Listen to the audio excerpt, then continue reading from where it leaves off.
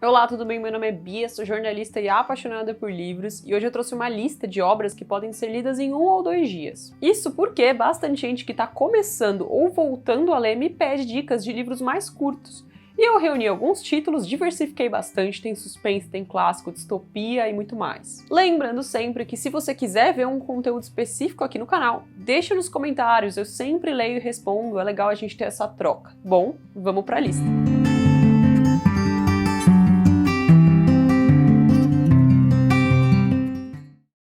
A minha primeira indicação é também a primeira resenha aqui do canal, A Morte de Ivan Ilitch, do Tolstói. Apesar de curto, tem cerca de 100 páginas, é um clássico da literatura. Esse livro me fez repensar o modo como eu estava levando a minha vida e todas as minhas relações. A história começa em 1822, em uma conversa entre colegas de trabalho que são oficiais da justiça russos. Um deles, Piotr, conta aos outros que Ivan acabou de falecer de uma doença dita incurável. Ivan era parte das suas rotinas, porque trabalhava lá há muitos anos. Mas, apesar disso, nenhum deles teve o sentimento de luto, ou ao menos pena.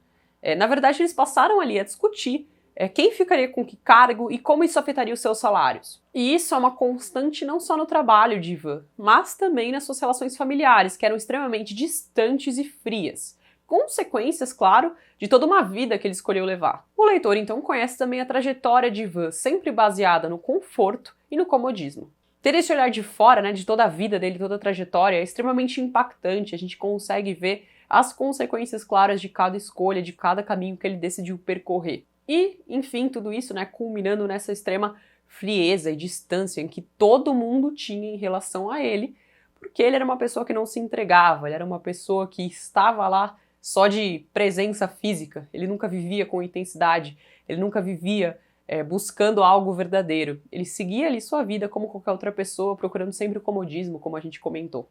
E é claro, que isso traz reflexões interessantes pra gente. Bom, comecei com um clássico, mas o segundo livro da lista é, na verdade, uma leitura mais leve, para diversão. Eu estou falando do Misterioso Caso de Styles, da Agatha Christie. Essa é a primeira obra publicada pela autora, que trabalhou como enfermeira voluntária durante a Primeira Guerra Mundial e, ainda durante o conflito, tornou-se assistente em uma farmácia, local onde ela tinha pleno acesso a substâncias e toxinas das mais diversas. Nessa mesma época, ela foi desafiada pela sua irmã mais velha a escrever um romance policial usando aquele conhecimento que ela possuía. Agatha aproveitou as suas férias para escrever e acabou finalizando o manuscrito, e, em sequência, o enviando para várias editoras. Recebeu diversas negativas até que a The Bodley Head decidiu publicar a obra. E foi assim que, há 102 anos, o mundo conheceu Poirot, o melhor detetive da história. Em pouco tempo, Agatha também já era conhecida como a rainha do crime. Mas do que fala o livro? Em O Misterioso Caso de Styles, o Capitão Hastings encontra um velho amigo seu, chamado John Cavendish,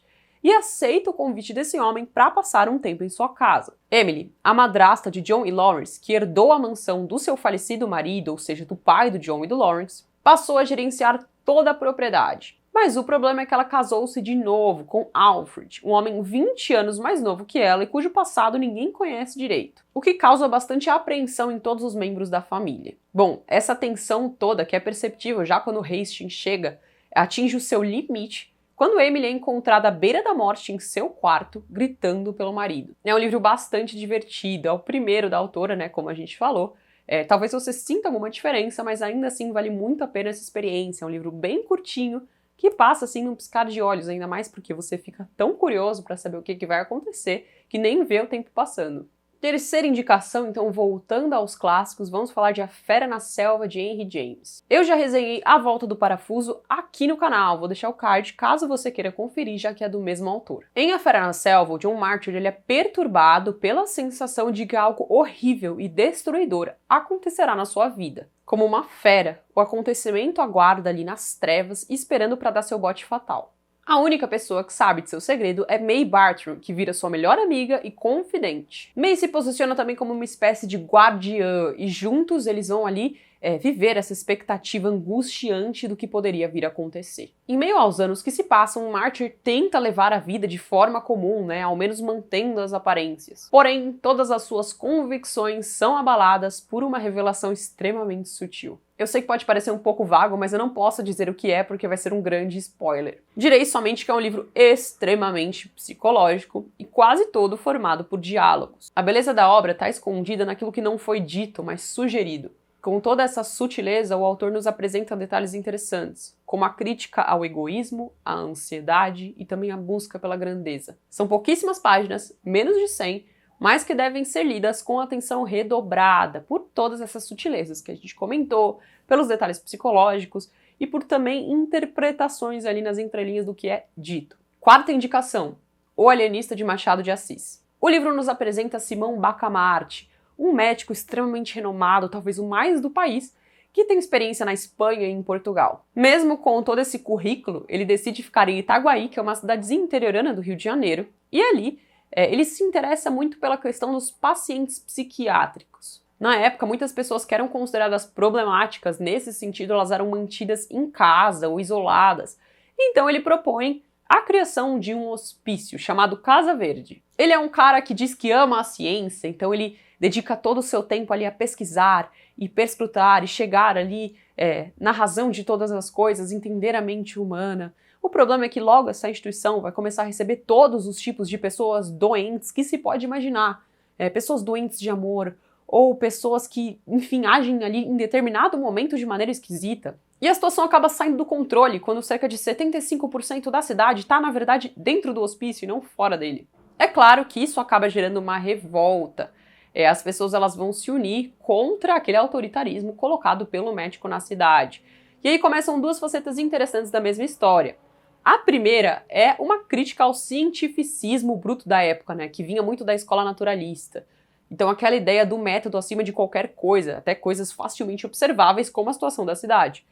E também uma crítica à própria forma como aquela revolução é feita. Então eles elegem ali o barbeiro para ser o líder, porém logo começa a se jogar tantas ideias e reivindicações sobre a mesma bandeira que a própria revolta já não faz mais sentido, é uma bagunça, e nem o líder faz sentido com aquilo que eles estão pedindo. E em meio a essa bagunça, obviamente, muita gente com interesses políticos vai se aproveitar para alavancar a própria carreira. E, por mais que as coisas mudem, o cerne da coisa, a essência, vai continuar a mesma. É uma crítica bastante interessante às estruturas de poder, é uma crítica à corrupção, e você consegue perceber como muita coisa, ainda que a história seja bem antiga, ainda é perceptível nos dias de hoje. Então vale muito a pena a leitura, é um livro bem curtinho, mas é uma experiência muito interessante. Próxima indicação, O Médico e o Monstro, de Robert Louis Stevenson, outro clássico. Bom, eu já falei dele aqui no canal, caso você queira conferir a resenha completa, é só acessar o card aqui em cima, mas para quem não viu o vídeo ou não conhece a obra, a história começa quando o advogado chamado Gabriel John Utterson começa a achar estranho alguns pedidos de seu cliente, que é o famoso Dr. Jekyll. Todos esses pedidos envolvem um tal Mr. Hyde, que é um homem de aparência esquisita, tarracada, feio, que anda pela cidade e que já foi acusado de vários crimes, entre eles a agressão de uma criança. Bem, os pedidos do famoso doutor envolvem colocar esse estranho homem em seu testamento, ou seja, o Gabriel, que também é um amigo, né, não é só o advogado que cuida dessa parte burocrática, mas também é um amigo do médico, ele começa a investigar porque ele acredita que esse homem estranho, chamado Mr. Hyde, esteja subornando Jekyll com algo que aconteceu no passado. Então ele pensa, vou ajudá-lo, vou descobrir o que é, e assim eu vou lá, descubro quem é esse homem, de onde ele veio, e também posso jogar um verde ali com ele para saber o que está acontecendo. Porém, em meio a essa busca, ele começa a descobrir verdades piores do que qualquer pesadelo. De que forma os dois estão conectados, você vai ter que ler para saber. Mas eu posso dizer que, apesar de todo o mistério e suspense, né, são coisas bem interessantes, você quer saber o que vai acontecer, qual será o desfecho da história, a obra também traz reflexões mais profundas, como a questão de todo homem levar em si uma grande maldade, todo homem ter em si não só aquilo que as aparências dizem que tem. Então é muito interessante refletir sobre isso à luz dessa história. Eu falo bastante sobre essa questão, especialmente de um ponto de vista religioso, né? Porque o Robert Louis Stevenson, ele teve uma criação calvinista, né? Que é a fé que eu professo. Então, caso você queira entender um pouquinho melhor essa questão, vai lá pro vídeo e confere. Próxima indicação. Fahrenheit 451. É uma distopia em que os livros são proibidos, todo tipo de literatura. Nessa narrativa, a função dos bombeiros é encontrar e atear fogo aos livros. Um deles, né, que é o personagem principal, o Guy Montag, ele sempre fez isso, então não tem muito questionamento sobre a sua rotina, ele simplesmente é mandado, vai lá e faz, e segue sua vida. A sua esposa, ela fica o dia inteiro na televisão. A televisão é algo meio interativo, É uma tela em que você pode receber ali um roteiro na sua casa, você pode participar da história também. Lembrando que esse livro é um livro antigo, né? Anterior à criação de todo o celular e tudo mais. De qualquer maneira, ela passa horas e horas, e não só ela, mas grande parte das pessoas na sociedade passa horas em frente à televisão e não pode ter acesso a nenhum tipo de livro. A trama fica interessante quando ele descobre que a sua esposa está tendo diversos tipos de problemas devido a esse comportamento, né, de assistir a telas o tempo inteiro. E ele também conhece Clarice, uma suspeita, que é uma moça extremamente criativa, com boas histórias. A partir daí, ele vai começar a repensar naquilo que faz e na estrutura da sociedade em que ele vive.